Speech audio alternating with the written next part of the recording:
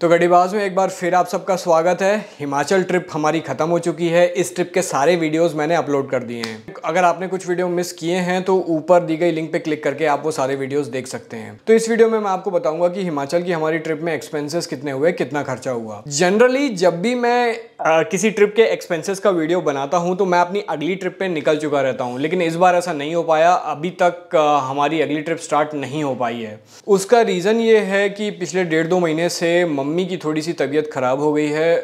बीच में कुछ दिन हॉस्पिटल में भी एडमिट रहीं। अभी उनको टोटल रेस्ट बोला गया है। उनको एग्जैक्टली हुआ क्या है ये वो खुद बताएंगी। अब क्या बताऊँ। अच्छा, लद्दाख ले कहाँ कहाँ घूम आई, नदी पहाड़ सब पार कर लिए और घर में आके किचन में वो भी ये 2 मिनट चक्कर आया और गिर गई।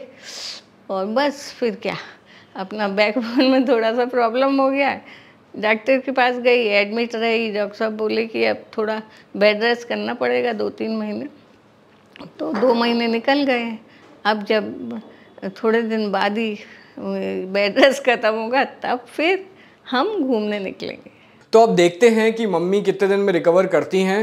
अभी जो आपने देखा, अभी उनकी हालत काफ़ी ठीक है। बीच में स्टार्टिंग में काफ़ी ख़राब हो गई थी जब वो हॉस्पिटल में एडमिट हुई थी, लेकिन अभी वो कुर्सी पे बैठ के बात कर पा रही हैं। वो कुछ दिनों पहले तक वो करना भी मुश्किल था। तो अभी पिछले 10 दिन में काफ़ी तेज़ रिकवरी हुई है। देखते हैं जल्द से जल्द कब वो इस हालत में पहुंच पाएंगी कि मेरे साथ ट्रिप कर सकें। तो अभी हाल फिलहाल के लिए मैं कुछ इन्फॉर्मेशनल वीडियोस आपके सामने लेके आऊँगा। आप में से कई लोग कमेंट सेक्शन में अलग अलग तरीके के क्वेश्चंस पूछते रहते हैं। कई लोगों ने मुझसे ये कहा है कि हम लोग तो रोड ट्रिप्स करते नहीं हैं, तो हम कैसे ट्रिप प्लान करें, इसके बारे में भी कुछ वीडियोस बनाई है। उसके अलावा कई लोग ने व्लॉगिंग से रिलेटेड और अलग अलग सवाल पूछे हैं। तो अभी आने वाले टाइम में कुछ दिनों तक, जब तक मम्मी फिट नहीं हो जाती, मैं बहुत सारे इन्फॉर्मेशनल वीडियोस आपके पास लेके आऊँगा। अगर आप चाहते हैं कि मैं कोई स्पेसिफिक तरह का वीडियो बनाऊँ तो आप नीचे कमेंट सेक्शन में कमेंट करके मेरे को ज़रूर बताइए। अब आते हैं वापस इस वीडियो के मेन टॉपिक पे, हिमाचल ट्रिप के एक्सपेंसेस।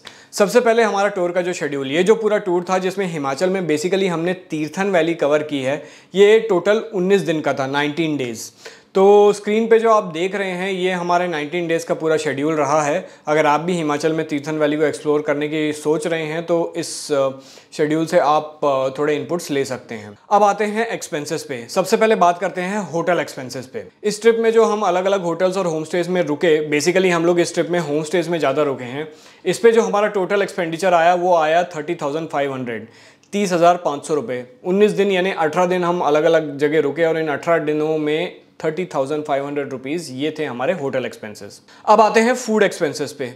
खाने पे हमारा कितना खर्च हुआ। खाने पे इन 19 दिनों में जो मैंने अपना टोटल हिसाब कैलकुलेट किया वो आया 9,900, मतलब लगभग 10,000 रुपये। ये जो मैं आपको खर्च बता रहा हूँ इसमें जो हम होटल्स या रेस्टोरेंट्स में रुकते थे उसका तो हिसाब है ही, साथ में जो हम लोग फ्रूट्स खरीदते थे या सलाद खरीद के खाते थे, इवन काजू किशमिश या जो भी छोटी मोटी चीज़ें हमने खरीदी खाने के लिए, ये सारे खर्चे इसमें इंक्लूडेड हैं। तो खाने पे हमारा जो टोटल खर्च आया वो आया 9,900 रुपये। इसमें पानी का खर्च इंक्लूडेड नहीं है। पानी जनरली हम लोग अपना खुद का सैलो कैरी करते हैं और जहाँ जहाँ अच्छे होटल्स या होम स्टेज में जहाँ जहाँ पानी मिलता है वहाँ भर लेते हैं। पहाड़ों पे जब हम जाते हैं तो हम पहाड़ों का ही जो झरने का पानी होता है वही पीते हैं।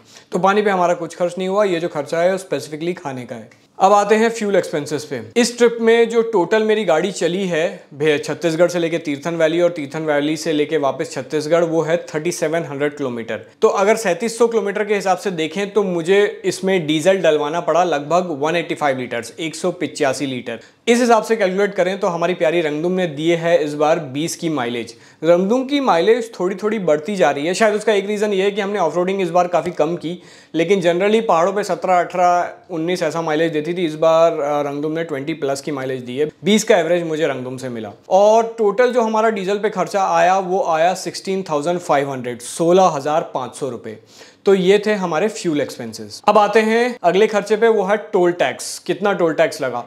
पहाड़ के एरिया में तो ज़्यादा कुछ टोल टैक्स लगता नहीं है। मेन जब हम नेशनल हाईवे पर ट्रैवल करते हैं तभी टोल लगा है।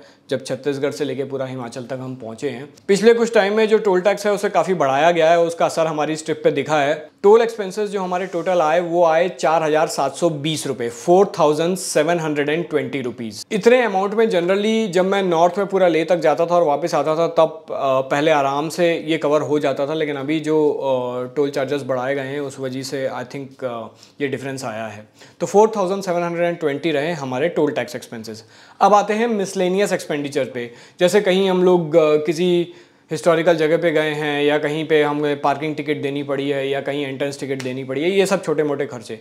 तो इन सब को अगर अपन मिला लें तो इस ट्रिप में जो मिसलेनियस मेरे खर्चे रहे वो आए 900 रुपये के करीब, 900 रुपीज़। तो ये सारे खर्चे जो हैं इनको अगर हम टोटल ऐड करें तो टोटल जो इस ट्रिप का एक्सपेंडिचर आया वो आया 62,520 रुपीज़, यानी लगभग 62,500 रुपये। तो 19 दिन की ये जो टोटल ट्रिप रही इसका अगर हम एवरेज निकालें 62,500 रुपये के हिसाब से, तो यानी कि एक दिन में लगभग हमारे 3200 से 3300 रुपये खर्च हुए।